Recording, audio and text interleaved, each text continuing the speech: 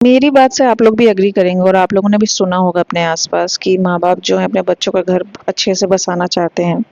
पर उन्हीं में से कुछ माँ-बाप ऐसे भी हैं जो अपने ही हाथों से अपने बच्चों का घर तबाह कर देते हैं। अब वो लड़की के घर वाले हों, चाहे लड़के के घर वाले हों। तो फिलहाल गुड मॉर्निंग एवरीवन, मैं निरुपमा और मेरी सुबह ये हो गई थी, मैं अपना रूटीन ब्लॉग लेकर के आप लोग के लिए आ गई हूँ। ब्लॉग पूरा देखिएगा, लास्ट में आप लोगों के लिए मैंने एक छोटा-सा सरप्राइज़ रखा है, क्लिप रखा है जो आप लोगों को अच्छा लगेगा। और फिलहाल मैं यहाँ शुरू करती हूँ अपना ब्लॉग। मैं सुबह हो गई थी तो मैं जल्दी उठ गई थी, फिलहाल मैं रात में जल्दी सो रही हूँ तो मैं जल्दी उठ जा रही हूँ।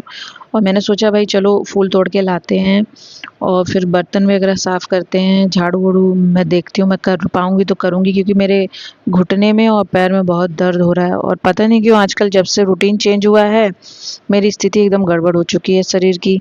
तो अब उस रूटीन में भी एडजस्ट होने में मुझे शायद टाइम लगेगा, जिस वज़ह से मेरी तकलीफ़ बहुत बढ़ गई है, कमर की, नस की, हर जगह की।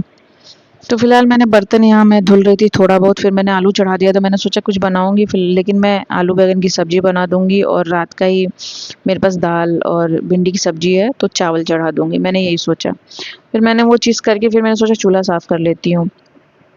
और फिर मैं आपको धीरे-धीरे मेरा ब्लॉग आप देखते रहिएगा, रूटीन ब्लॉग है और फिर मैं आपको धीरे-धीरे अपनी बात बताती हूँ कि मैंने ऐसी बात क्यों कही।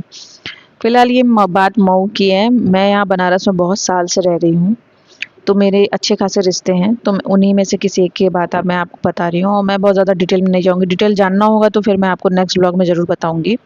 छोटा-सा बात है, मैं बताती हूँ। और मेरे ही जानने में है और चूँकि मैं ये बता दूँ कि लड़के के माँ-बाप हो चाहे लड़की की हो, कोई नहीं चाहता कि मेरे बच्चे का घर बिगड़े, पर हैं ऐसी कुछ माएँ जो चाहती हैं कि भैया घर एकदम उजड़ जाए। जैसे लड़के के जो लड़का होता है वो अपनी माँ से ज़्यादा चिपका होता है, चाहे बाप से ज़्यादा चिपका होता है, तो वो अपना घर नहीं बसा पाता है।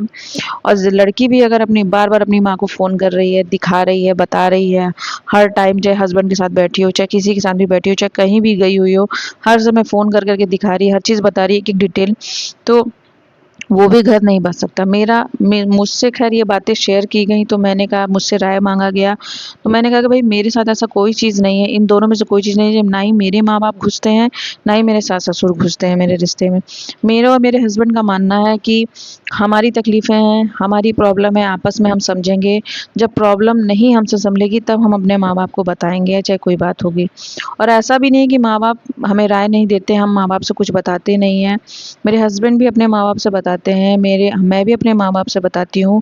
पर ऐसा नहीं होना चाहिए कि माँ-बाप फिर आपकी ज़िंदगी में आके बैठ जाएँ और दखल देने लगें। ऐसा ही कुछ मेरे को सुनने में आया कि भाई लड़की जो है वो 100 दफ़ा दिन में अपनी माँ को वीडियो कॉल पे तो इस पे तो उस पे हर चीज़ दिखाती है और जब हस्बैंड चिल्लाता है या बताता है या बोलता है तो फिर उसको ऑफेंसिव होकर लड़ाई-वड़ाई होने लगती है। तो मुझे ये समझ में ही नहीं आया कि ऐसा क्यों करना है? आप लोग की अभी नई-नई शादी इन द सेंस कि 5-6 महीना ही हुआ है और ये चीज़ें सुनने में आ रही हैं कि बहुत ज़्यादा झगड़े हो रहे हैं, बहुत ज़्यादा मनमुटाव हो गया है। फिर लड़की हर चीज़ मैंने ऐसे खाया, मैं यहाँ गई, मैंने ये पहना, मेरे पति ऐसे नहीं कर रहे हैं, वैसे नहीं कर रहे हैं। तो भाई मुझे यही समझ में नहीं दे रही, छोटी-छोटी आप 2 साल की बच्ची हैं या सेकंड क्लास में पढ़ रही हैं या हाई स्कूल में पढ़ रही हैं, मतलब किस टाइम में है, अगर आपने शादी की है तो आप मैच्योर हैं, इनफ मैच्योर हैं, पढ़ी-लिखी समझदार होंगी, अनपढ़ होंगी तो फिर तो कोई बात ही नहीं है कि आपके पास दिमाग ही नहीं है, आपको अपना घर चलाना कैसे है। अगर आप समझदार हैं, पढ़ी-लिखी हैं तो आपको अपने और अपने हस्बैंड के बीच की बातें, हर एक छोटी-छोटी बातें हर जगह नहीं शेयर करनी चाहिए, इतना तो दिमाग होना चाहिए। पर क्या ही किया जा सकता है ऐसे मंदबुद्धि लोगों को जो शादी तो कर लेते हैं पर बचपना उनके अंदर का वो शायद दिखाते रहते हैं, उस वजह से पूरा का पूरा गड़बड़ हो जाता है। और उस माँ को भी मैं नहीं समझ पा रही हूँ कि आपको खुद समझाना चाहिए अपनी बेटी को कि बेटी ये अपना अभी नई-नई शादी है, उसको समझो, देखो, अगर कुछ बड़ा बिगड़ेगा बड़ा कुछ होगा तो मैं हूँ साथ में।